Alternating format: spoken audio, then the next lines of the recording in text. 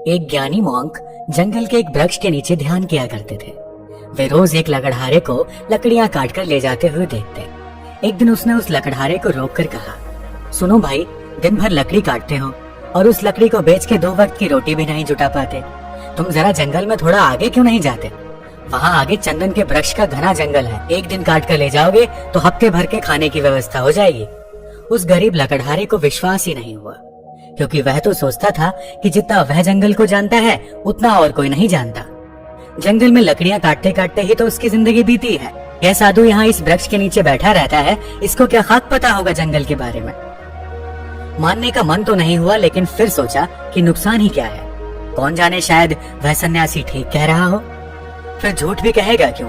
शांत आदमी मालूम पड़ता है, दयालु भी लगता है, और इससे पहले कभी बोला भी नहीं है। एक बार प्रयोग करके देखने में क्या जाता है। साधु की बातों पर विश्वास करके वह लकड़हारा जंगल में आगे गया। जब वह वहां से लौटा तो साधु के चरणों में सिर रख दिया और कहा, मुझे क्षमा करना, मेरे मन में बहुत संदेह आया था, क्योंकि मैं सोचता था कि मुझसे ज्यादा इस जंगल के बारे में और कौन जानता है। मेरा बाप भी लकड़हारा था, उसका बाप भी लकड़हारा था। हम इसी जंगल में लकड़ियां काट काट कर अपना गुजारा कर रहे हैं। कभी ये सोचा ही नहीं कि इससे आगे भी शायद कुछ हो सकता है।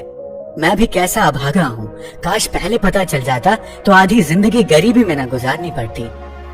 साधु ने कहा, कोई फिक्र मत करो, जब जागो तभी सवेरा है। अब जाओ और जाकर चंदन की लकड़ियां काटो।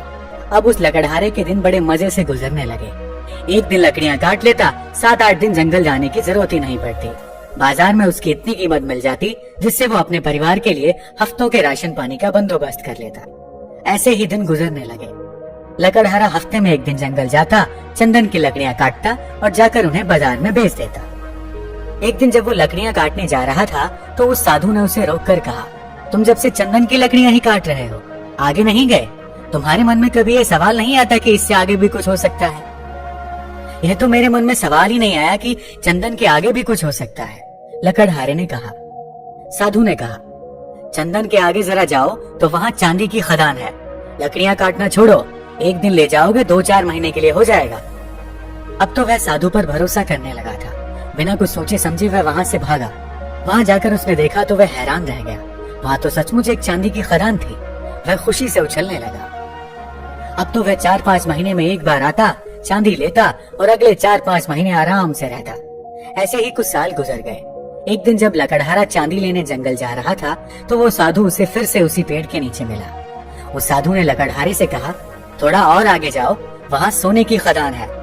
जब वह लकड़हारा चांदी की खदानों से कुछ मील आगे गया तो देखा कि वहाँ सचमुच सोने की खदान थी। इतना सोना जो उसकी पूरी जिंदगी बदल सकता था। सोने की खदान का पता चल जाने के बाद अब लकड़हारा एक बार सोना ले जाता और साल भर तक जंगल ही नहीं आता।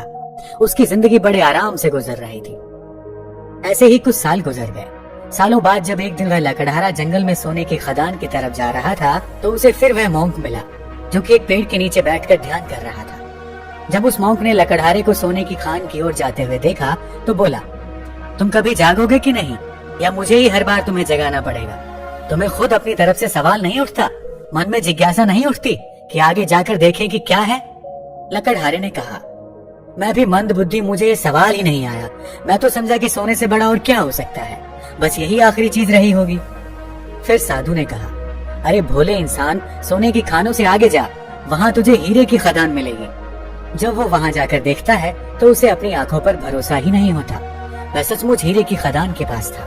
अब तो वो एक बार हीरे ले जाता और कई सालों बाद वापस जंगल में आता।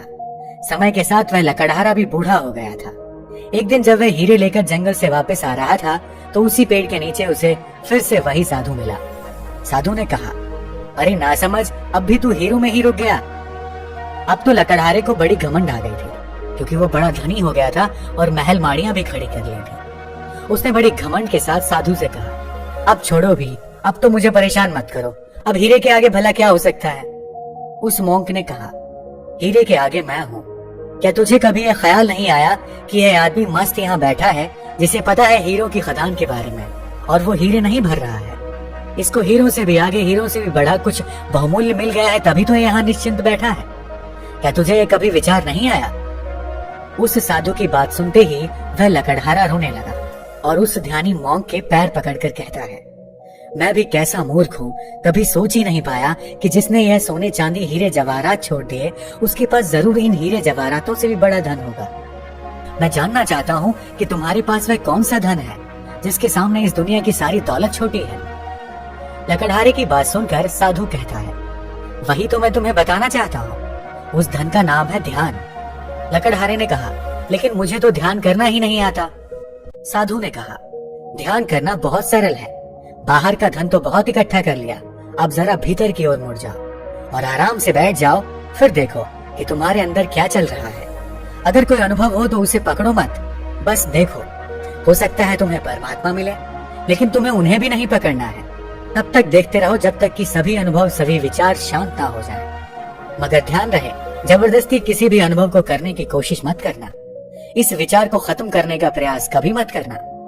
जब कोई अनुभव ना रहे और कोई विचार ना रहे, तब तुम निर्भीक होकर समाधि में स्थित हो जाओगे। फिर इधर उधर नहीं भटकोगे और तभी केवल शून्य होगा, और उस शून्य में ही चलता है बोध का दिया, आत्मज्ञान का दिया। ध्यान करने के लिए एक चीज जो सबसे महत्वपूर्ण है वो है धैर्य। आपके भीतर इतना धैर्य होना चाहिए कि घटना आज घटे या कई वर्ष बाद, आप ध्यान करने के लिए हमेशा तैयार रहें। दोस्तों, यदि आपको शुरुआत में ध्यान करने में प्रॉब्लम आती है तो आप सिर्फ 5 मिनट के अभ्यास से शुरू कर सकते हैं। अगर 5 मिनट भी नहीं कर सकते तो 2 मिनट से शुरू कर सकते हैं। लेकिन एक बात ध्यान रखना, इसे कंटिन्यू करना है, हर रोज अभ्यास करना है, नहीं तो आपको रिजल्ट नहीं दिखेगा। दोस्तों, आज की वीडियो में फिलहाल इतना ही। धन्यवाद।